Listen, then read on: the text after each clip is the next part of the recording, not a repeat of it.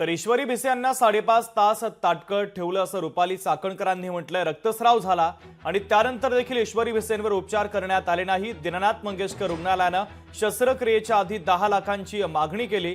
दीनानाथ मंगेशकर रुग्णालयाच्या हलगर्जीपणामुळे महिलेचा मृत्यू झाल्याचं देखील चाकणकरांनी म्हटलेलं आहे। तर मंगेशकर रुग्णालयावरती गुन्हा दाखल होणार असल्याची माहिती देखील राज्य महिला आयोगाच्या अध्यक्षा रुपाली चाकणकर यांनी दिलेली आहे।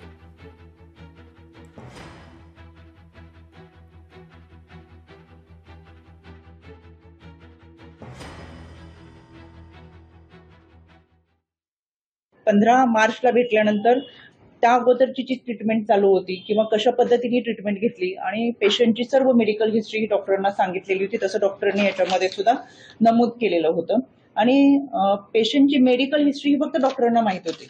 पेशंटला ऑपरेशन थिएटरमध्ये घेऊन जाण्या अगोदर 10 लाखाची मागणी केली। या 10 लाखाची मागणी करत असताना पेशंटच्या नातेवाईकांनी आणि हीच गोष्ट पेशंट समोरच घडत होती।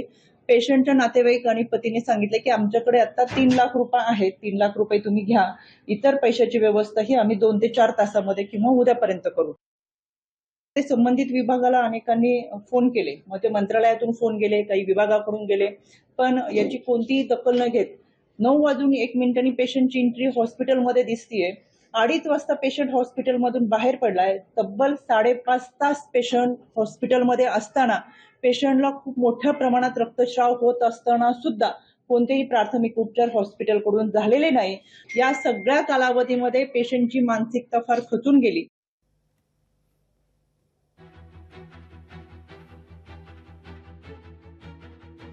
ते 5.5 तासाचा कालावधी हा रुग्णाला कोणत्याही पद्धतीची प्राथमिक उपचार सुद्धा मिळालेले नाही। ती जबाबदारी रुग्णालयाची होती, त्याच्यामुळे रुग्णालयाने हलगर्जीपणा केलेला आहे। त्यांनी रुग्णालयावरती टपका ठेवलेला आहे। रुग्णालयाने त्यांना प्रतिसाद देणं अपेक्षित होतं, उपचार करणं आवश्यक होतं, असं असताना सुद्धा उपचार केलेला नाहीये आणि त्यांनी कोणती नियमावली रुग्णालयाने पाळलेली नाही। त्याच्यामुळे हा सगळा टपका रुग्णालयावरती आहे आणि रुग्णालय याच्यामध्ये दोषी आहे। याच्यामध्ये जे हलगर्जीपणा झालाय आणि पेशंटचा मृत्यू झालाय त्याच्यावरती कायदेशीर कारवाई होणार।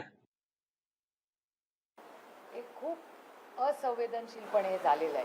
मंगेशकर केसमध्ये कुठलंही राजकारण न आणता माणुसकीच्या नात्याने हा झालेला हलगर्जीपणा आणि अतिशय दुर्दैवी घटना आणि त्याच्यात अपेक्षित म्हणजे जर सत्ताधाऱ्यांनाच हे हाल होत असतील तर सर्वसामान्य माणसं म्हणजे it speaks about the system. म्हणजे जर माननीय मुख्यमंत्र्यांच्या ऑफिसमधून फोन जाऊन जर मदत मिळत नसेल तर मग कुणाला न्याय मागायचा आहे राज्यात? हे पूर्णपणे सरकारच्या सिस्टमचं फेलियर आहे। या सरकारने आत्मचिंतन केलं पाहिजे।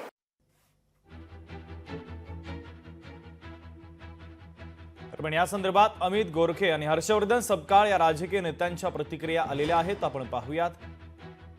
डॉक्टर राधाकृष्ण पवार यांचा तो आरोग्य विभागाचा पहिला अहवाल त्या ठिकाणी आलाय आणि भिसे परिवार जे पहिल्यापासून म्हणत होतं तेच अहवालात स्पष्ट झालंय की त्या ठिकाणी डॉक्टर घैसास यांनी जवळजवळ 5 ते 5.5 तास त्या ठिकाणी हॉस्पिटलमध्ये पेशंट आणि नातेवाईकांना थांबवलं। नातेवाईक त्या ठिकाणी पळापळ करताना दिसत आहेत आणि हे स्पष्ट अहवालात दिसतंय। त्यामुळे डॉक्टर घैसास आणि त्यांची टीम ही प्राथमिक दोषी ह्या पहिल्या अहवालात तर आपल्याला स्पष्ट होतं। पण येणाऱ्या काळात दुसऱ्या आणि तिसरा जो अहवाल येईल तदनंतर नक्कीच शासनाची कठोर कारवाई डॉक्टर घैसास आणि त्यांच्या टीमवर झालेली दिसली पाहिजे असं सर्वांचंच मत आहे। ह्या प्रकरणामध्ये कुठेतरी मुख्यमंत्री 2 कदम आगे 4 कदम पीछे अशी भूमिका घेत असताना आपल्याला आढळून येत आहे।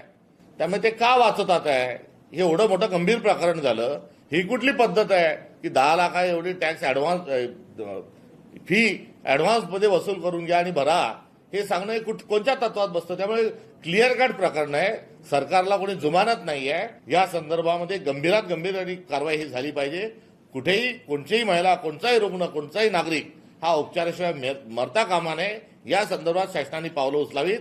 मात्र ते कुठे कारवाईचं आणि चुकीची घटना सांगतात तर सावरासावर करतात। यामागे नेमकं काय दडलंय हा प्रश्न थेट मुख्यमंत्र्यांना आपण सर्वांनी विचारला पाहिजे। लोकशाही मराठी ऐका, पहा, जागरूक रहा।